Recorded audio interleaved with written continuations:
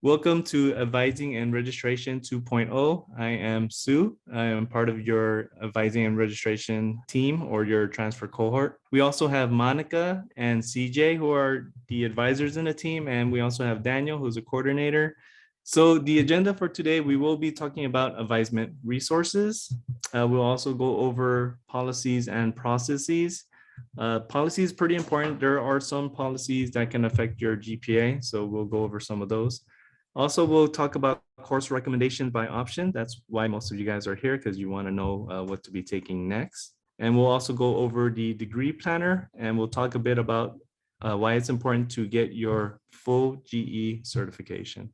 So communication. So anytime you see the subject line 2021 Transfer Eagles, that is communication coming from us, the team. It's either from me, Monica, CJ, or Daniel. So keep an eye on those emails. Those are very important. Those are coming from us.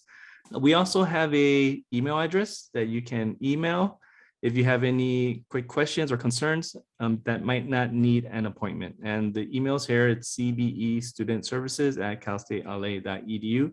Also, you can schedule an appointment or come to one of our drop-ins if you need to speak to an advisor. Okay, so I want to talk a bit about our website. This is our CBE website. Through the website is where you can also schedule an appointment. And when you are scheduling an appointment, try to select one of us, your cohort advisors. It's Monica, CJ, and myself, Sue. And these are the different types of appointments. We have general advising and degree planning, major and minor declaration, SAP appeals. Those are related to financial aid appeals, and also reinstatement. There are no graduation checks for these appointments. For graduation checks, we have workshops instead. Okay, so just keep that in mind. And yeah, if you want to make an appointment, use that appointment link. It's very straightforward. So I'm going to talk a bit about the policies and processes. Are you on track? Of course, if you are a part-time student, it is going to take you longer to graduate. That's because you are taking less courses per term. And typically, it'll take you guys about 4 to 6 years to graduate if you are coming part-time. So keep that in mind. If you want to graduate sooner, then we encourage you to come full-time, which means taking 15 units per semester. That's about 5 courses per term. If you can't do 5 courses per semester, then try to aim for 30 units per year, or at least 10 courses a year. If you can do 10 courses a year, including winter and summer, then you can still stay on track to graduate in 2 years. So other policies and processes, okay, is what if I fail the class? There's actually another way to fail the class besides doing very poorly in it and not turning in assignments and failing tests. Another way to fail the course is if you do not drop it properly. So if you just stopped attending a course, the instructor will not drop you from that course automatically. You do have to drop the course. And if you don't, and you are still on the professor's roster, he will give you a WU. The WU counts the same as an F. Keep in mind, during the first 2 weeks, it is the no record drop period. After the 2 weeks, which is for this semester, it was September 7th.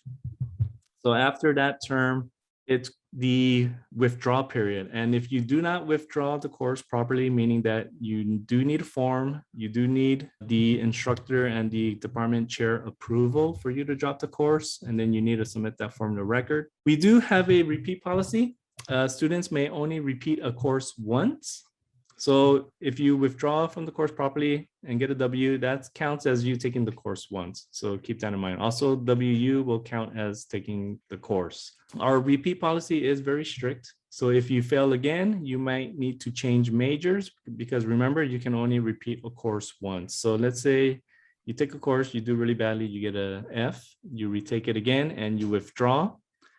Then you might have to change majors, because remember, the W counts as a class taken. We also have a grade forgiveness, but to access the grade forgiveness, you do need to submit a grade forgiveness form. So let's say you take a course and you get a fail, and then you retake the same course, and the second time you take it, you got a B. So you can submit the grade forgiveness form, and what that will do is that will remove the first F from the GPA calculation. It'll still be on the transcripts, but it won't reflect on your GPA. So you want to take advantage of that because removing an F will greatly improve your GPA. So keep in mind, you can do up to 5 grade forgiveness. And after that, all the grades will be averaged in. So more policy and processes. All right. So I'm continuing with what if I fail the class? Probation. So anytime your Cal State LA or overall GPA falls below 2.0, you will get a warning for probation. So the probation is a warning before disqualification. So keep that in mind. If you continue to do bad and your GPA falls below a certain threshold for juniors, it's if your GPA goes below 1.85. For seniors, if your GPA goes below 1.95. So once you get the probation warning, and if you continue to do bad and your GPA goes below those certain thresholds, you will get disqualified, meaning that you have to exit the university. Keep in mind that reinstatements are rare and unlikely. So just try to keep your GPA up. Anytime you are falling behind, make sure you make an appointment with an advisor. Okay, so what if I need a break? So if you attended this semester and next semester, let's say you needed a break, you can do that. You can take one semester off without notifying the university. But if you are going to miss 2 semesters in a row, then you do need a leave of absence. So basically, if you're going to miss a year of class, make sure you submit a leave of absence. The leave of absence will save your spot with the university for up to 1 year, and you can even extend it to 2 years if you really have to, but you'll have to talk to the records office on how you can do that. But for the leave of absence, you do want to fill out the form. It is on the records website, and they have all the forms there for leave of absence, and you just need approval from an advisor. And we recommend that if you're going to go on a leave of absence, try to be in good standing, meaning at least above a 2.0. So keep in mind that if you're attending now and next semester you decided to take a break, that's fine. You don't need to notify the university. As long as you come back the semester after, you're fine. But if you're going to miss both those semesters, you do need a leave of absence. If you don't submit that, the university will discontinue you, meaning that if you want to take classes again, you would have to reapply all over again and pay all those admission fees and the ECD fees and all that stuff again. So it's a big hassle, and you also lose your catalog year rights. Okay, so registration. When is your enrollment date? So you guys should know how to find your enrollment date. It's pretty straightforward. Basically, you want to go into your student center from your Get account. And once you are in your student center, the enrollment dates, you will see it on the right-hand side. You might need to scroll down a little bit where it says enrollment dates. Right now, they might not have any enrollment dates for you, so it might say something else. But when they do have an enrollment date for you, you will see a little link that says details. So you can go ahead and click on that, and it's going to show you probably 2 dates. One is your shopping cart date, which is the validation date. So that's when you can start kind of putting courses into your shopping cart, and then have the Get account do a pre-check for you. Basically, it's going to check to make sure if you have any holds or any prerequisites that you are lacking. So you can kind of put courses in your shopping cart and kind of pre-check it before you enroll. You might also see an enrollment date. This is the actual day and time you can start enrolling in classes. So remember the validation date, you can start putting it into your shopping cart, but you can't check out yet. But once you have your enrollment date, that's when you can actually enroll in your courses. Okay, and up next, we will have Monica, who will continue on with the presentation. All right, thank you, Sue. So let's talk more about registration. We got winters and we got summers. I know as transfer students, you guys are very used to community college courses, catching up, or even accelerating your degree with the usage of taking courses in the intersessions. So let me talk a bit about our intersessions and how they work. So first of all, we have 2 different types. We got one in the winter, and then we got some in the summer. So the one in the winter, FYI, it is only 3 weeks long. It is pretty short, which means the courses are pretty intense. We're talking about Monday to Thursday, 3 hours each every day. So I do want you guys to keep that in mind when you guys are debating whether you want to take winter or not. Also, only 1 class is allowed during the winter. So 4 units maximum, usually that's about 1 class. Not a big course selection either. So FYI, most of our classes, you will not see during the winter. It's just such a short period of time. There will be one, a couple of them. So it's still a possibility, but just giving you the heads up. And last of all, financial aid is not available during the winter intersession. So to be honest with you, not too many of our transfer students participate in winters. There are some, but the majority of you will most likely be doing your courses in the summer, which is vastly different from the winter session. Summer session is actually composed of different types of sessions. You have weeks 1 through 5, which is one session, weeks 5 through 10, which is another session, or weeks 1 through 10, so a 10-week session. So there's 3 different sessions that you can mix and match however you like. You can even take up to 18 units maximum, so you can take up to 6 classes in the summer. Should you, or do most students? No. Most of them take between 2 to 3 classes, so about 6 to 9 units. I have seen some take 12 units, maybe even 15. It's really up to you how your time works, how you mix and match your classes so they all fit into your schedule. We have a very generous course selection as well. So for example, most of our core classes are available during the summer. Our business capstone is available during the summer. Usually you'll be able to find something during the summer. And finally, financial aid may be available to some of you, not all of you. If you want to know if you get financial aid for the summer or not, please contact the financial aid office. I believe for those who qualify, financial aid sends out like a tentative email as well in case you might want to do summer, but I'm not too clear on that. So make sure you double check with financial aid. So overall, between winter and summer, just to kind of go over it again, if you do not want to do 5 classes per term to graduate in 2 years, if you want to catch up in the summer or the winter, feel free to do so. Very common. Most students will do about maybe 2 to 3 classes in the summer and opt out for the winter. Okay, so let's go over the big stuff. What should you take for the spring term? So let's first talk about course recommendations for business administration. Okay, so CIS students, BA Econ students, y'all can sit back. Business administration students, I want you to complete these courses by the end of summer 2022 to stay on track. Because some of these are prerequisites, some of these are just what we recommend to really set a good foundation to pass the rest of your classes.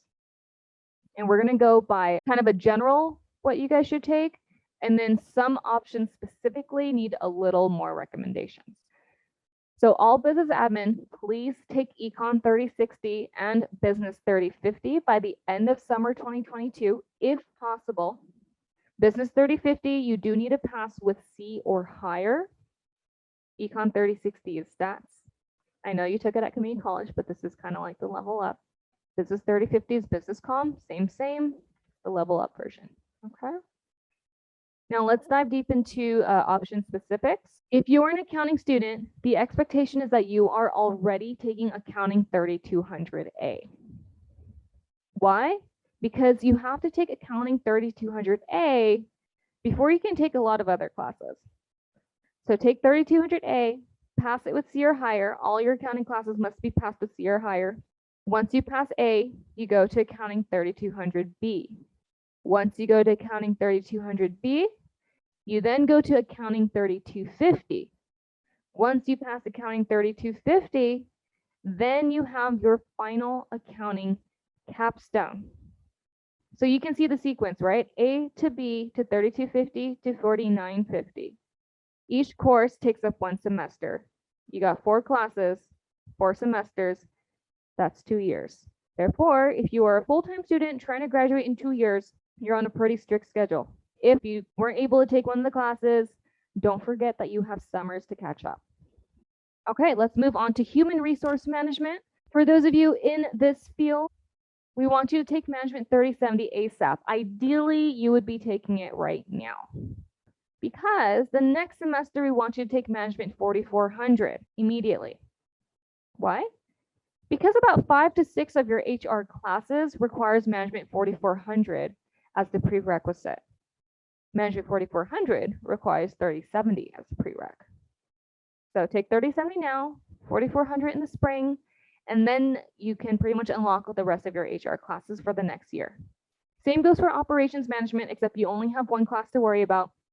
If you're not taking Management 3060 right now, make sure you get it in the spring. That should be your priority. And marketing students, I know Marketing 3100 was pretty scarce this semester. So if you were not able to take Marketing 3100 this semester, it is your priority to take it in the spring. All of your marketing courses, so about 9 of your marketing classes, requires Marketing 3100. So take it now. Same goes for everything else. Like if you're under Department of Finance, takes Finance 3030 and so forth. Most of you guys should already be taking it this semester. And if not, don't forget you have summers to catch up. Okay, moving on, course recommendations for CIS and Econ. So my BSBA, my business admin students, take a step back. CIS and Econ, it's your turn. All CIS students, make sure you take, or you've already taken, CIS 2030. That's basically intro to programming, some kind of programming class, whether it's Java or Python or anything else. For most of you, it's going to be Java. Okay, I believe most of our CIS students this year have already completed Java. If you haven't, you'll see on your degree planner, you'll know. Or you'll just know, right? You know if you've taken programming or not. But aside from that, the upper division courses I do want you to take, ideally by the end of summer 2022, CIS 3010, CIS 3050, and CIS 4840. If you were not able to get CIS 3010 this semester, I know it was also a scarce class, take in the spring. 3050 if possible, if not, no big deal.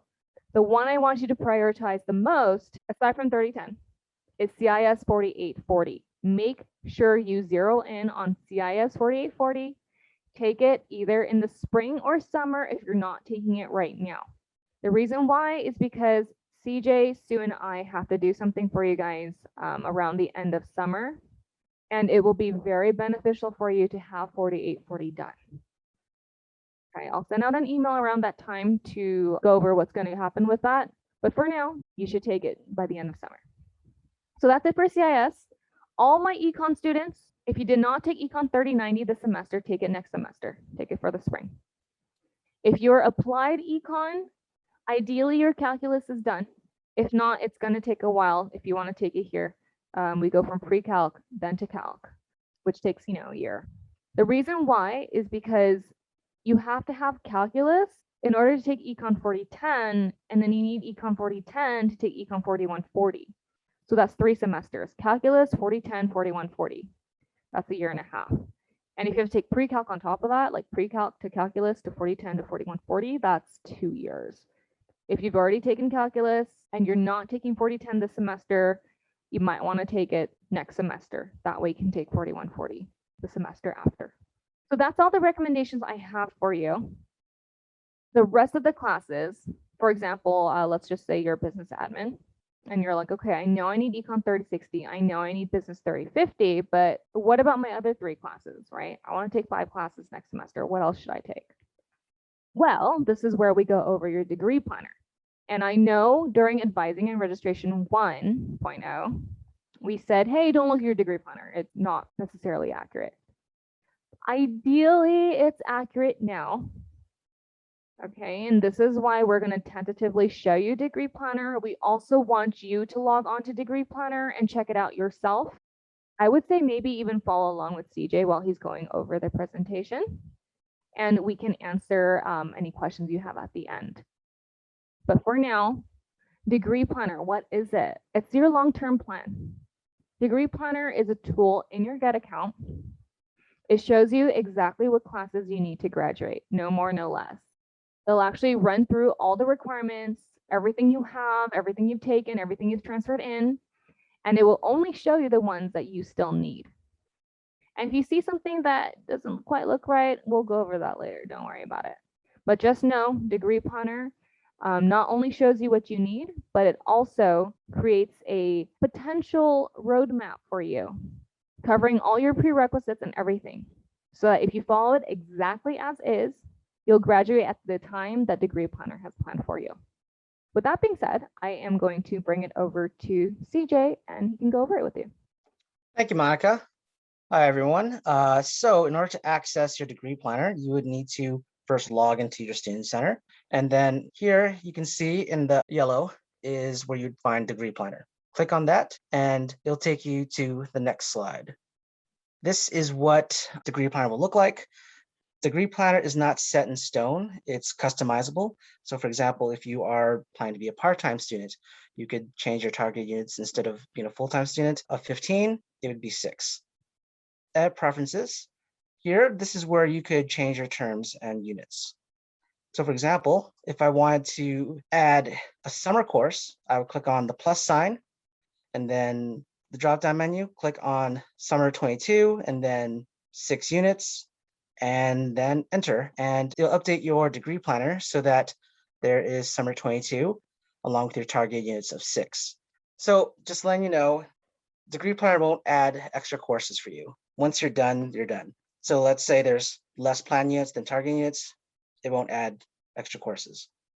So next slide, in Arrange My Plan, this is where you can move around your courses or place them in different semesters or different terms. For example, if you wanted to move Management 3080 to spring or move Management 3070 to fall, you could do that. You just click and drag. But if you try to arrange your courses, but a prerequisite gets in the way, this error will pop up, letting you know that the system won't allow you. Okay, other things you need to know, lock. So if you want to lock a specific class in a specific term, you can do that. If you wish to know more about the course that you're taking, so for example, the course description, the prerequisites, when is it usually offered, that can be found in the blue info bubble. Right now, your electives aren't selected for you. You have to select them. So once you click on the select button, a list of courses will pop up. So for example, these courses are what would count towards your marketing electives. So for upper division GEs, we recommended that you take one that covers upper division D, civic learning, and race and ethnicity diversity. So for example, Asian American Studies 3480, that would be ideal because it covers all three. That one course will cover those 3 areas. However, let's say you decide to take Anthropology 3360, you can take it and it'll cover upper division D, but it won't cover the 2 other areas that you need. You would still need to take an additional course that covers those 2 areas that are missing. So ideally, please take one that has civic learning, upper division D, and race and ethnicity diversity. All right, thanks, CJ. So right now, I want you to pause. If you've pulled up your degree planner, I do want you to take a look at it, kind of run through it, see what courses you're dealing with. For example, this is a marketing student, so you'll see that there are upper division courses, you have your capstone, you have your upper division GE, all, everything's looking pretty good. However, if you see something that doesn't quite look like the norm, like, anything we've been talking about, for example, what's this American Institutions doing there? Or what's this Block E lifelong learning thing doing there? If you're not sure if you need it, click on select. If you see that the courses are 1000 level or 2000 level courses, those are lower division, meaning what you're seeing is a lower division GE. If you click on select and you see 3000 level courses, rest assured you need it. Okay, so if you're not sure if you need it or not, just click on the select button. If you see a 3000 or 4000 level course listed, yes, you do. That's what you need. Please take it. If you see lower division, 1000 or 2000 level, don't freak out just yet, okay? This is common. I want you to think to yourself, do you have GE certification? Are you done with all of your GEs? If you have your ADT, that means you qualify for the GE cert. It doesn't mean you have it. You literally have to check a box, I think, when you submit your transcripts, or maybe whoever's submitting transcripts have to do it. Sometimes it's a manual process. Okay, Cal State LA takes GE certifications or CSU breadth certifications. We don't just take the ADT. So if you have a GE certification, but you're also seeing lower division courses in your degree planner, please verify with the community college that you have the full GE certification and that it was sent over here. Your full GE certification is literally like this little note on your transcript that says full GE certified or something like that. So it's actually attached to your transcript. So check with your community college that you A, have the GE certification, and B, it was sent, it's on your transcript and that was sent to Casta LA. If they say, yeah, we did, it's sent. You know what, it might have gone missing, just resend it just in case. Once you resend it, you got to wait 2 months, 6 to 8 weeks to process. I'm not even kidding, it takes that long. I know, just be patient. But if the degree planner still shows that lower division, come see us. We'll chat about it and we can follow up with admissions to make sure that we're getting the transcripts. But one thing I do want to let you know, if you took something at community college, lower division, and it's showing on your degree planner, lower division, I don't want you to panic. If you took it, you're not going to take it again. We don't want you to do that. So rest assured, assuming you took the exact same lower division course or you do indeed have full G certification, we are going to try our best to ensure that you do not take the same class here again. It just doesn't make sense. You and I both know that. Okay, so do me a favor, do us a favor, talk to community college, make sure you have that GE cert, make sure it's on that transcript, resend it, wait for 6 to 8 weeks. I may also send you guys an email with a survey to fill out if you do notice any errors in your degree planner. So also rest assured that that may be happening as well. I'm not quite sure when I'm sending that out yet. Just be patient and keep checking your email. If you do not have a full GE certification and you're missing stuff in your degree planner, that's lower division, you have 2 options. You can either take the classes here, which would potentially delay your graduation, or you can take it at community college during one of the intersessions and just finish that full GE cert, send it over here. With that being said, do not panic if you see lower division. It's totally fine. It happens. We just got to figure out where those classes are and what's going on. You have 2 years to do it, so you're good. Okay, so let's talk about what we learned before we go into Q&A. Just think to yourself, do you know how to make an appointment? Do you know what types of appointments we have? For example, we do not have grad checks. If you put grad check, no one's going to show up. Okay, so know what types of appointments we actually have. We do have drop-ins as well. So if you are trying to make an appointment and we're booked, which does happen, we always have drop-ins. You'll see an advisor. I wouldn't say immediately, it depends how many students we have in there, but we're usually pretty consistent and we're pretty good with getting students seen one-on-one. You know the general Casta LA policies and procedures. What if you fail a class? Are you comfortable knowing what are the next steps? Do you know how to check re-enrollment date? FYI, you might not have your enrollment date just yet. Usually they send out an email that says, hey, you have your enrollment date, and then you go check. But you can also check once in a while just to see if it pops up. And finally, do you know how to use Degree Planner? I'm not expecting you to be experts and feel completely comfortable. That's just not how it is. Degree Planner is a lot in terms of how to customize things and how to read it. So take your time, just look through it.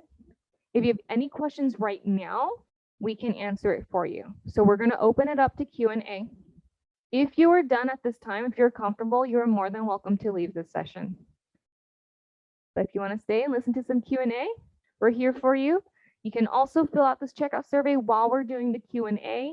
And then once you're done with the checkout survey, you are free to leave.